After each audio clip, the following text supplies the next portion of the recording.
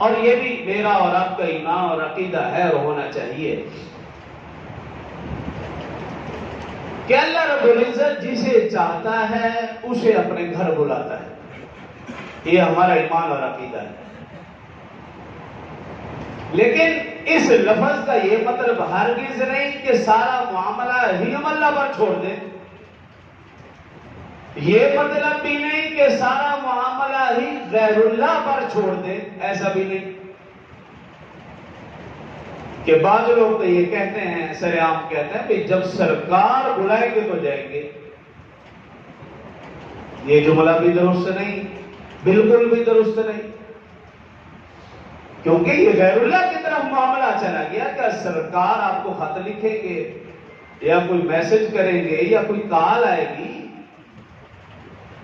اللہ کی طرف یہ جملہ ہو، بس اللہ جسے